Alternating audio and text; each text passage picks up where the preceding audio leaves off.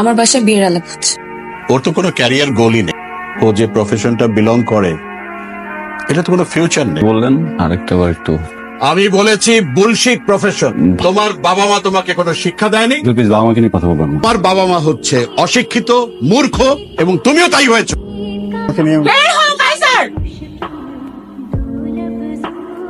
আমাকে কি একবার নাম ধরে ডাকবে?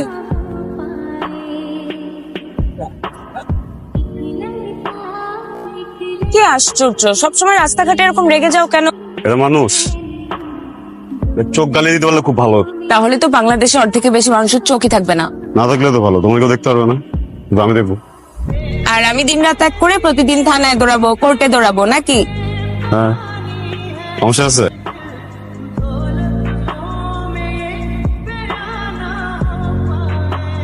বাড়িওয়ালা এত প্রেশার দিচ্ছিল, সরি। প্রকাশক কি বললো? মিষ্টি কথায় কাজ হবে না, এক হাতে পাণ্ডুলিপি দিন আর এক হাতে টাকা নিন। তো পাণ্ডুলিপি জমা দিচ্ছ না কেন? শেষ হতে হবে তো, শেষ না হলে কি যাও। আমি একটা কথা বলি, মনোযোগ দিয়ে শোনো। যদি রাইটিং কে প্রফেশন হিসেবে নিতে চাও তাহলে ধ্যান ধারণা জ্ঞান সবকিছুতেই শুধু এইটাতেই মনোযোগ দাও, কারণ জীবনে কোথাও ফোকাস না করলে, মনোযোগ না দিলে সাকসেসফুল মানুষ হতে পারবা না। ওকে, ইওর হাইনেস।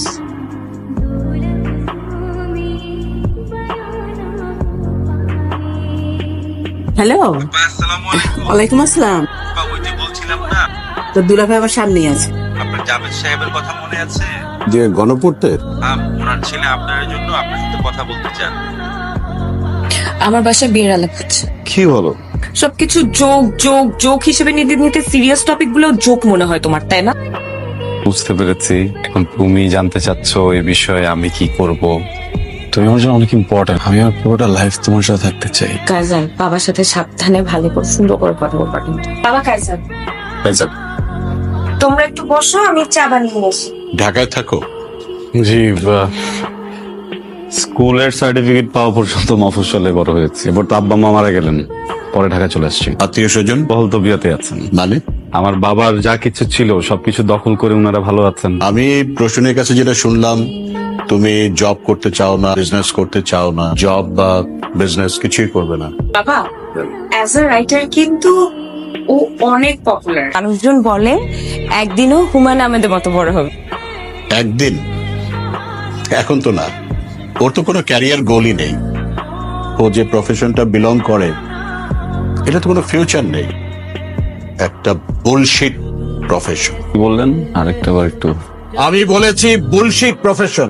ভালো কোন প্রফেশন মনে হয় আপনার কাছে? দুর্নীতি করা, ঘুষ খাওয়া। Shut up!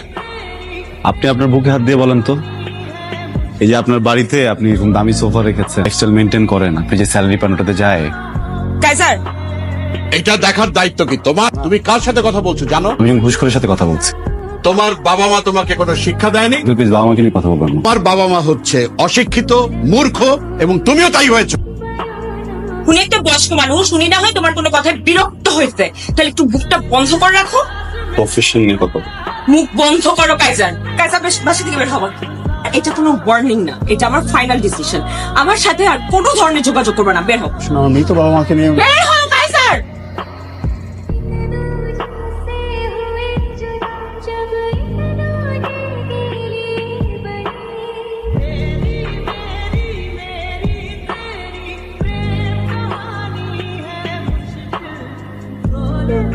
এই যে দেখো আমার দিকে। এই শোনো, আমি বেরোচ্ছি। কেন ব্রেকফাস্ট করবে না? আর বলো না, অফিসে কি একটা ঝামেলা লাগছে, এক্ষুনি গিয়ে আমার ম্যানেজারের সাথে বসতে হবে। আজ তোমার আমি কতবার সাবধান করছি, কথা শোনো নাই। কোম্পানির পলিসির বাইরে গিয়ে দিনের পর দিন অনিয়ম করছো, কিচ্ছু হবে না, কেউ জানবে না। নতুন সিওর ব্যাপারে আমি তোমার বলি নাই, কিভাবে জেলে যেতে না হয় সে ব্যবস্থা করো।